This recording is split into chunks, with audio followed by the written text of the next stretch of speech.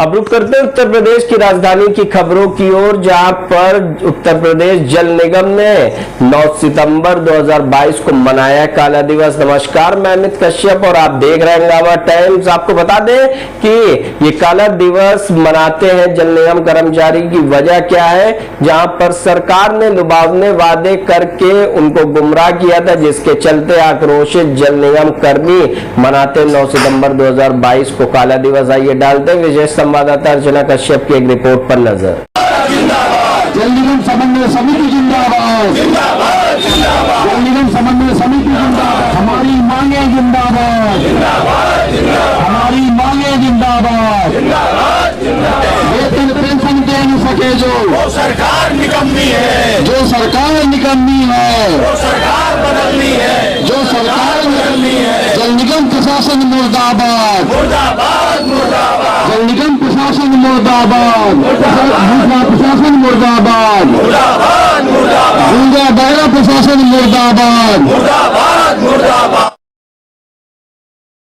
नमस्कार, मैं अर्चना और आप देख रहे हैं हंगामा टाइम। इस समय हम लोग जल निगम में हैं, जहां पे हम आपको जल निगम का हाल बेहाल दिखाते रहते। कहीं 2 महीने का वेतन, कहीं 2 महीने की पेंशन, कहीं 3 महीने का वेतन, कहीं 3 महीने की पेंशन रुक रुक करके मिलती है। तो जल निगम के हालात जो सुधरने के नाम नहीं ले रहे। आज वो लोग मना रहे काला दिवस। काला दिवस क्यों मना रहे, किस लिए मना रहे, तो उनसे हम बात करेंगे। जिस तरीके जल निगम को 2 भागों में बांटा गया, उसके बाद आज का दिन वो काला दिवस के रूप में मना रहे हैं। तो आज के कार्यक्रम के बारे में क्या कहेंगे और किन मांगों को लेकर के वो अपना धरना प्रदर्शन कर रहे हैं और कहां-कहां से लोग आए हुए हैं यहाँ पे, तो उनसे बात करेंगे। आपका स्वागत है सर जी। ये बताइए आपका पूरा नाम क्या है? डीपी मिश्रा।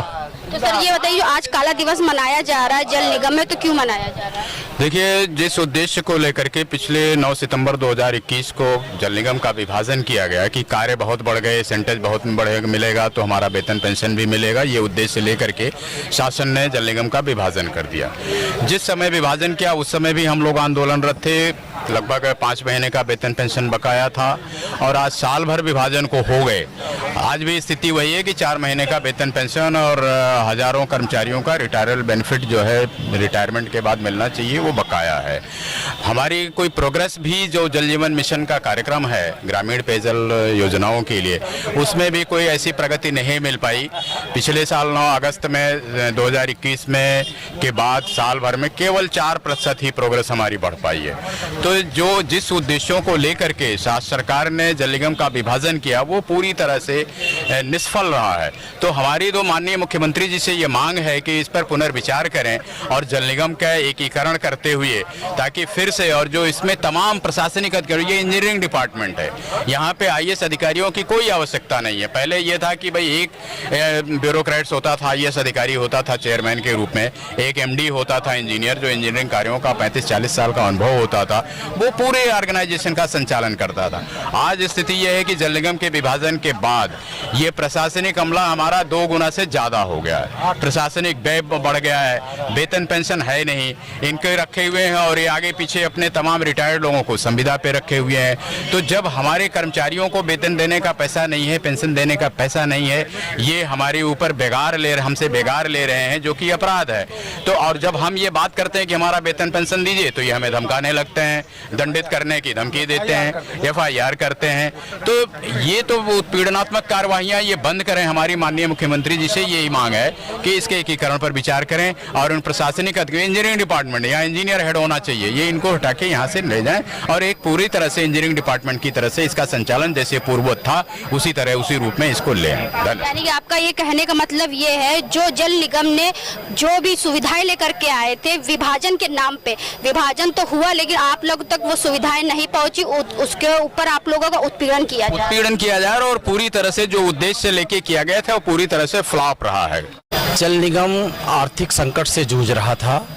हमारे यहाँ जब से नौकरशाह IAS प्रबंधन बैठाले गए हैं, भेजे गए हैं, वो सरकार को झूठी और भ्रामक सूचनाओं से उनको भ्रमित किया गया और कुल मिला के जल निगम को 2 फाड़ में विभाजित कर दिया गया।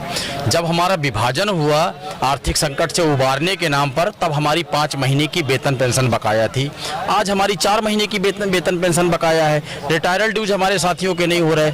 बदले में 1238 जो फील्ड कर्मचारी हैं उनको दूसरे विभागों में भेजा जा रहा है। तो अगर जल निगम का कार्यभार बढ़ा है, जल निगम में वो बढ़ी है, आय और अर्जित हुआ है, सेंटेज अर्जित हो रहा है, तो कर्मचारियों को दूसरे विभागों में क्यों भेजा जा रहा है? उनका शोषण क्यों किया जा रहा है?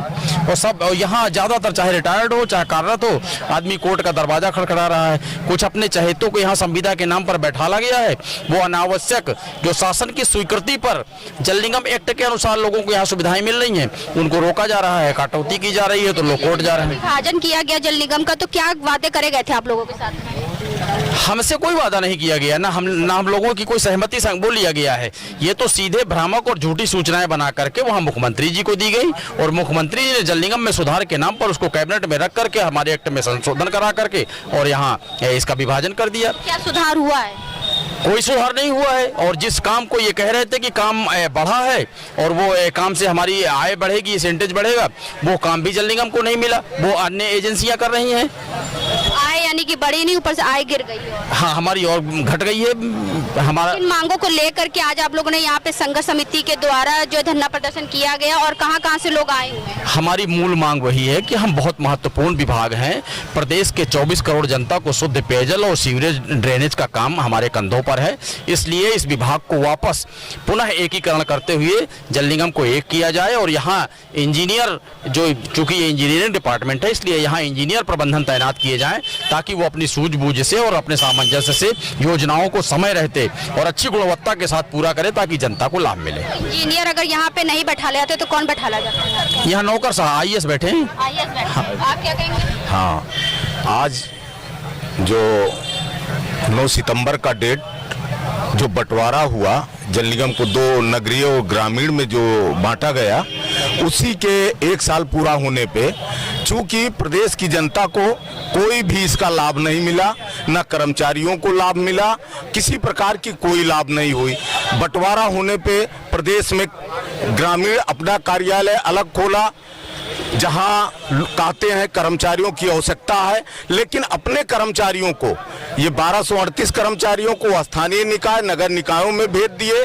इससे जल निगम के ऊपर कई प्रकार के व्यवहार बढ़ गया और उस बंटवारे से कोई लाभ नहीं हुआ। जल निगम जब एकीकरण था उस समय भी मुख्य अभियंता ग्रामीण होता था, मुख्य अभियंता नगरीय होता था और सुचारू रूप से प्रदेश की जनता की जो समस्याएं थी पेयजल और सीवरेज की सारी आवश्यकताएं पूरा किया करते थे। लेकिन जब यहाँ के इंजीनियरों ने जल बीमारियों को देखते हुए पूरे प्रदेश के 75 जनपदों का सर्वेक्षण करा करके जो जल से उत्पन्न बीमारियों के विषय में संज्ञान में सरकार के देते हुए पीएमओ को भेजे, जिसके संज्ञान में लेते हुए भारत सरकार ने, हमारे माननीय प्रधानमंत्री जी ने एक अच्छी योजना हर घर को नल से जल देने की जल शक्ति मंत्रालय का गठन किया।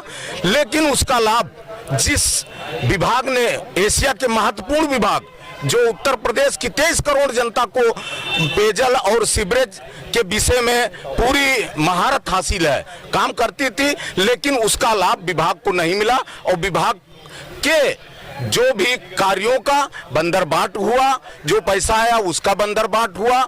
आज कर्मचारी हो चाहे हमारे पेंशनर हो चाहे कार्यरत हो, सभी की स्थिति ठीक नहीं है। 4-4 महीने हो रहा है, वेतन नहीं मिल रहा है, पेंशन नहीं मिल रहा है, लोग बीमार हैं, बच्चे पढ़ नहीं पा रहे हैं, किराया नहीं दे पा रहे हैं, कई प्रकार की समस्याएं हुई हैं। इसलिए माननीय मुख्यमंत्री जी से आपके चैनल के माध्यम से अनुरोध किया जाता है कि इसको संज्ञान में लें और पहले की क्या स्थिति जल निगम की और इस समय की क्या स्थिति है, इसको संज्ञान में लेते हुए पुनः विचार करें। जल निगम को एक करते हुए किसी भी मंत्रालय में रखें। यानी कि आपको कहने का मतलब ये है कि लाभ तो कुछ हुआ नहीं, ऊपर से बंटवारा हो गया। बंटवारा हो गया, नौकर बंटवारा होने से लाभ क्या हो? जब हिंदुस्तान पाकिस्तान का बंटवारा हो तो क्या फायदा होगा? अब आप निगम का जब बंटवारा होगा तो क्या फायदा होगा? देख लीजिए, जब बंटवारा तो करने वालों का बंटवारे का फायदा बस होगा। बंटवारा जो किए, तो अभी भी पिस रही है। बंटवारा किए वो नौकरशाह तो माल काट रहे हैं। एक आईएएस हमारे यहाँ हुआ करते थे, वो भी प्रमुख सचिव रैंक के, आज 14 आईएएस हैं। कई कार्यालय खुल गए, डबल का। बस वही कारण है कि विभाग की जो पेयजल व्यवस्था थी, जो पैसा आया उसका क्या हुआ, बंदर बांट हो रहा है, लोग भूखे मर रहे हैं। लेकिन कोई उत्तर प्रदेश की जो जनता है वो भी पेयजल के लिए परेशान है, उनकी सारी समस्याएं हैं। लेकिन यह बात माननीय मुख्यमंत्री जी को संज्ञान में लेना चाहिए, और जो पहले की स्थिति आज की स्थिति में, और अगर कर्मचारी, हमारे कर्मचारी नेता अगर अपनी वेतन और पेंशन के लिए बात करते हैं तो उन पे एफआईआर होता है, उनका शोषण किया जाता है। कहाँ से आए हैं आप?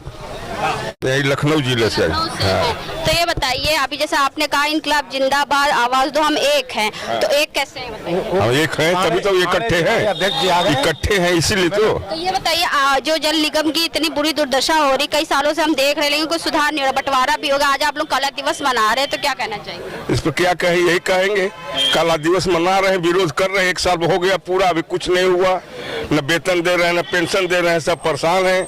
कर्मचारी हाय कर रहे हैं, मांगने पर एफआईआर दर्ज करते हैं। रामाधार पांडे। तो ये बताइए, जल निगम की दुर्दशा क्यों नहीं सुधर रही है अभी तक? अव्यवस्था के नाते अव्यवस्था को व्यवस्था के रूप में कैसे बदला जाए? कोई सुनने को तैयार नहीं।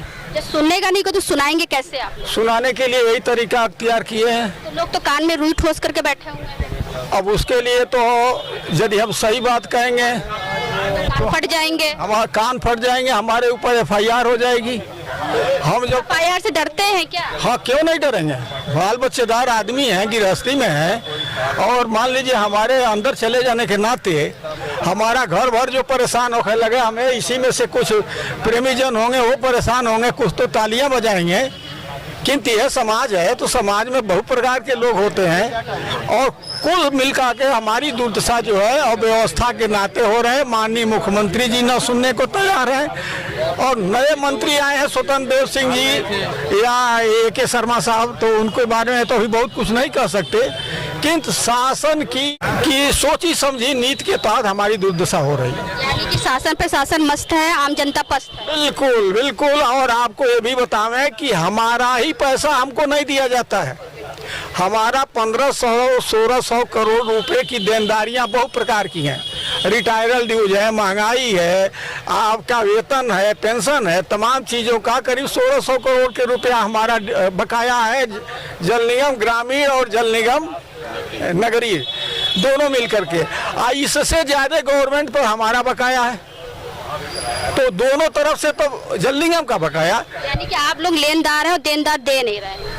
हाँ, देनदार दे नहीं रहे। तो कैसे लेंगे बताइए? हमारे पास देखिए एक संगठन ही सहारा है, उसमें शायद हमारे 100% लोग हमारे सहयोग में आवे, चाहे कोई अपने घर में बैठा रहे। मैं यही आप लोगों से आग्रह करूंगा कि आप लोग जिस तरह से सरकार के सामने हमारे विषय पहुंचाते हैं, और सब बहुतों के पहुंचाते हैं, कोई ये नहीं जल निगम का ही है, आप पहुंचाने में मतलब हमारे रुचि रखिए, और हमारा प्रयास रहेगा तो संभव है कि आने वाले दिनों में जल निगम का एक तो सबसे विखंड आपको बताऊं कि आईएएस 3 गुने 4 गुने में एक हमारा आईएएस होता था। एक डिपार्टमेंट का डिपार्टमेंटल MD इंजीनियर होता था, वो जो है पूरा प्रदेश को संभाल लेता था।